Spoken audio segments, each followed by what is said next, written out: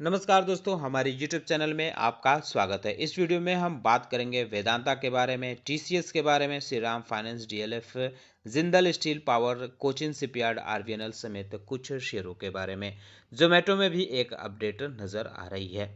तो इन सारी चीज़ों पे चर्चा करेंगे, साथ ही साथ जानेंगे कि कल इनके शेयरों पर इन खबरों का क्या असर रह सकता है। तो डिस्कशन शुरू करने से पहले मैं कहना चाहूँगा कि अगर आपने हमारे चैनल को सब्सक्राइब नहीं किया है, कृपया सब्सक्राइब कर लें और बेल आइकन भी दबा लें।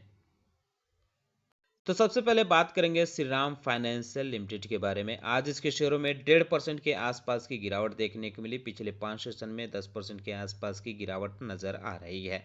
वहीं एक महीने की बात करें तो 4.5% के आसपास की गिरावट में यह शेयर फिलहाल एक महीने से देखने को मिल रहा है।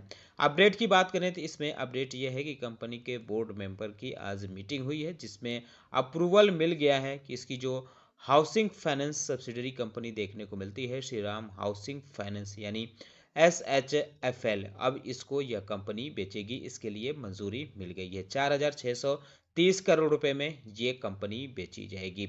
जो ग्लोबल इन्वेस्टर हैं, वारबर्ग पेनकस, इनको ये कंपनी बेची जाएगी। तो वो जो कंपनी है वो मैंगो क्रेस्ट इन्वेस्टमेंट के जरिए यह कंपनी खरीदेगी। तो कल से यह शेयर फोकस में रह सकता है, आप चाहें तो इस पे नजर रख सकते हैं। DLF लिमिटेड के बारे में बात करें तो आज 0.25% के आसपास की हरियाली के साथ क्लोजिंग देखने को मिली। मार्केट की शुरुआत इसकी गिरावट के साथ हुई थी, लेकिन बाद में इसमें तेजी रही। आखिरी में तेजी के साथ क्लोजिंग रही। आज कंपनी ने अपने Q4 के नतीजे जारी किए हैं। काफी बेहतर रिजल्ट देखने को मिल रहा है। 61% से ज़्यादा कंपनी ने ग्रोथ दिखाया है ईयर ऑन ईयर। अपने कंसोलिडेटेड नेट प्रॉफिट में 920 करोड़ रुपए कंपनी ने कंसोलिडेटेड नेट प्रॉफिट दर्ज किया है Q4 में। स्ट्रॉन्ग टॉप लाइन और ऑपरेटिंग नंबर की वजह से इसके नेट प्रॉफिट में बेहतर उछाल देखने को मिल रही है। रेवेन्यू फ्रॉम ऑपरेशन की बात करें तो ये भी 46% से ज़्यादा बढ़ा है। तो ये 2135 करोड़ रुपए इस बार के Q4 में कंपनी का रेवेन्यू फ्रॉम ऑपरेशन रहा है। इसके साथ ही कंपनी ने 5 रुपए पर शेयर के हिसाब से डिविडेंड का भी ऐलान किया है। अगर हम बात करें Jindal steel and power limited के बारे में तो 0.25% के आसपास की हरियाली के साथ आज इसकी क्लोजिंग देखने को मिली। कंपनी ने अपने Q4 के नतीजे जारी किए हैं। कंसोलिडेटेड नेट प्रॉफिट 933 करोड़ रुपए रहा है। 100% की year on year growth company ने दिखाई है इसमें, जबकि लोअर टॉप लाइन देखने को मिला था। बहरहाल अच्छा रिजल्ट माना जा रहा है इसका। अगर इसके अन्य चीज़ों की बात करें जैसे रेवेन्यू फ्रॉम ऑपरेशन की, ये 1.5% ईयर ऑन ईयर गिरा है। 13,447 करोड़ रुपए रहा है।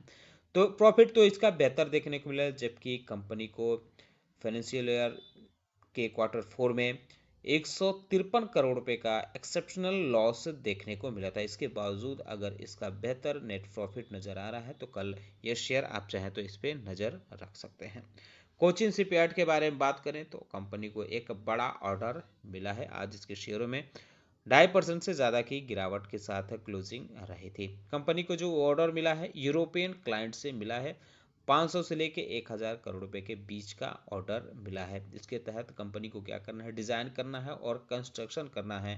हाइब्रिड सर्विसेज ऑपरेशंस वेसल ये डिजाइन करना है और उसका कंस्ट्रक्शन करना है। इसके अलावा 2 और वेसल मिले हैं कंपनी को ऑर्डर के रूप में। तो यह शेयर भी फोकस में रह सकता है। RVNL की बात करें तो आज इसके शेयरों में 1.5% के आसपास की गिरावट रही। पिछले 5 सेशन की बात करें तो 6.25% की गिरावट है। हालांकि एक महीने में 2.25% की उछाल है, लेकिन 6 महीने में आप देख सकते हैं 59% से ज़्यादा की तेजी नजर आ रही है। कंपनी को लेटर ऑफ एक्सेप्टेंस मिला है साउथर्न रेलवे के तरफ से, यानी कंपनी को ऑर्डर मिला है 239 करोड़ रुपए के लिए ये ऑर्डर मिला है कंपनी को। तो इस वजह से यह शेयर भी फोकस में रह सकता है, आप चाहें तो इस पे नज़र रख सकते हैं। अब बात करते हैं वेदांता के बारे में। तो इसमें अपडेट देखने को मिल रहा है कि वेदांता FPO लेकर आ सकती है राइट इशू के जरिए, और इसके साथ ही डिविडेंड वगैरह भी इसमें देखने को मिल सकता है। इसको लेकर कंपनी की बोर्ड की मीटिंग होगी 19 मई को होगी। तो इस वजह से यह शेयर भी फोकस में रह सकता है, आप चाहें तो इस पे नज़र रख सकते हैं। पिछले 5 सेशन की बात करें तो 1.5% के आसपास की उछाल है, एक महीने में 11% से ज़्यादा की तेज़ी है और 6 महीने में 72% तक ये शेयर ऊपर जा चुका है। सनोफी इंडिया लिमिटेड के बारे में बात करें तो आज इसके शेयरों में अच्छी खासी तेज़ी देखने को मिली, 1.25% के आसपास, क्योंकि सुबह के दौर में इसमें गिरावट रही थी। आज कंपनी ने अपने Q4 के नतीजे जारी किए हैं। तो कंपनी का कहना है कि उसका जो नेट प्रॉफिट हुआ है वो कम हुआ है, पिछले साल के मुकाबले 136 करोड़ रुपए इस बार दर्ज किया है, जो पिछले साल के मुकाबले 77% ईयर ऑन ईयर कम नज़र आ रहा है, कंपनी का ऐसा कहना है। अगर इसके अन्य चीज़ों की बात करें, रिवेन्यू की बात करें तो रिवेन्यू फ्रॉम ऑपरेशन भी कम हुआ है, 74% से ज़्यादा कम हुआ है, 732 करोड़ रुपए ये कंपनी का रेवेन्यू रहा है, जो पिछले साल के Q4 में 2,851 करोड़ रुपए देखने को मिला था। ऑपरेटिंग लेवल की बात करें तो एबिटा भी 73% ड्रॉप हुआ है, 219 करोड़ रुपए दर्ज किया गया है, जो पिछले साल 804 करोड़ रुपए के आसपास देखने को मिला था। एबिटा मार्जिन 30% के आसपास रहा है। वहीं अगर हम बात करें इसके अन्य चीज़ों की, जैसे कि कह सकते हैं कि जो इसका सेपरेशनल कॉस्ट अमाउंटिंग जो रही है वो 26 करोड़ रुपए के आसपास रही है। तो कल यह शेयर भी फोकस में रह सकता है, आप चाहें तो इस पे नज़र रख सकते हैं। पिछले 5 सेशन की बात करें तो इसमें 4% के आसपास की गिरावट नज़र आ रही है। मारुति सुजुकी इंडिया लिमिटेड के बारे में बात करें तो आज निचले लेवल से हरियाली में देखने को मिली क्लोजिंग, क्योंकि दिन में काफ़ी गिरावट रही थी। इसमें एक अपडेट देखने को मिल रहा है, कंपनी की तरफ से एक बड़ा बयान जारी किया गया है।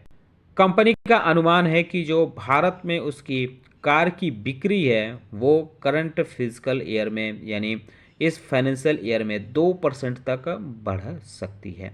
तो ये बड़ा अपडेट कंपनी की तरफ से देखने को मिल रहा है, आप चाहें तो इस पे भी नज़र रख सकते हैं। इसके अलावा वरुण बेवरेज की बात करते हैं, आज इसमें काफ़ी उथल पुथल देखने को मिला। इसने अपने Q4 के, माफ़ कीजिएगा, Q1 के नतीजे जारी किए हैं कंपनी ने, क्योंकि इनके वहाँ दिसंबर से लेकर दिसंबर तक का फाइनेंशियल ईयर होता है, तो इस वजह से इन्होंने Q1 के अपने नतीजे जारी किए हैं।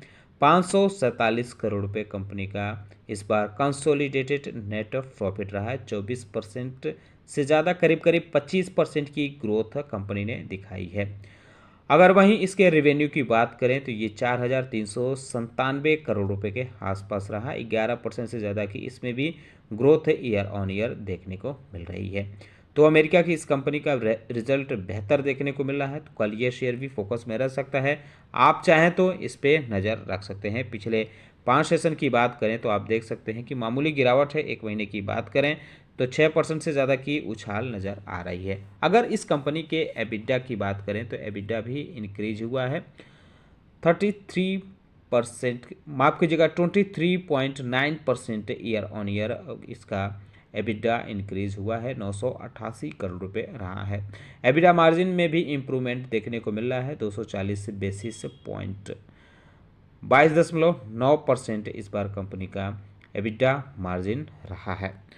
हम अगली कंपनी के बारे में बात करते हैं, TCS के बारे में, तो इसमें भी एक अपडेट देखने को मिल रहा है। आज इसमें 1.25% के आसपास की हरियाली के साथ क्लोजिंग देखने को मिली है। इसमें अपडेट ये है कि कंपनी ने पहली बार human centric AI centre of excellence setup किया है, बनाया है, ये फ्रांस में देखने को मिल रहा है।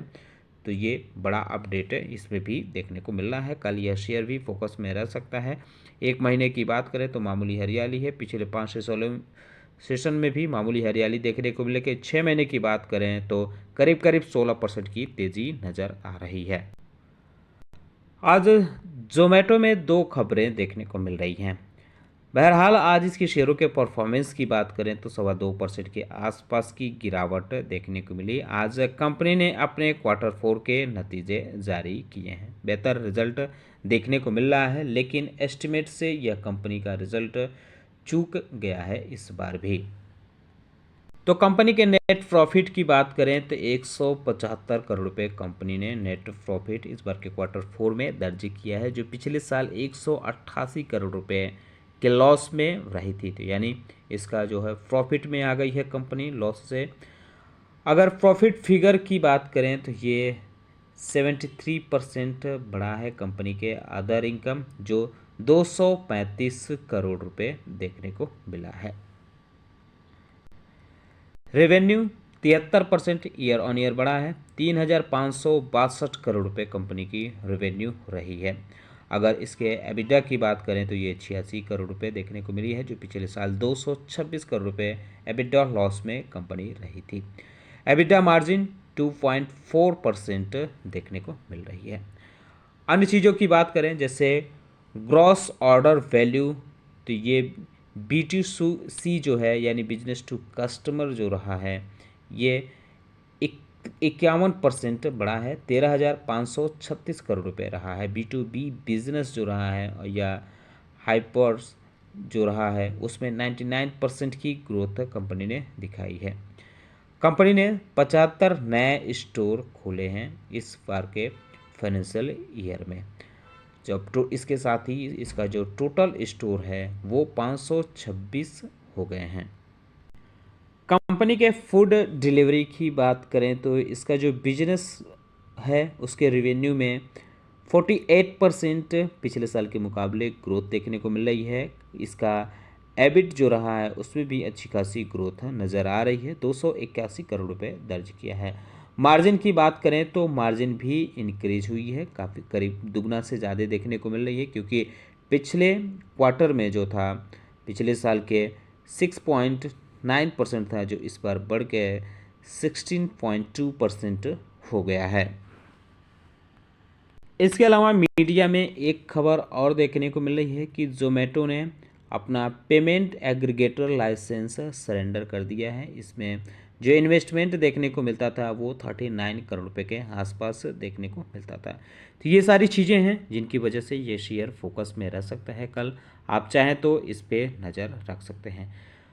तो वीडियो कैसा लगा है आपको ये बताना ना भूलें, साथ ही साथ हमारे चैनल को सब्सक्राइब कर ले, बेल आइकन दबा ले। वीडियो देखने के लिए बहुत बहुत धन्यवाद।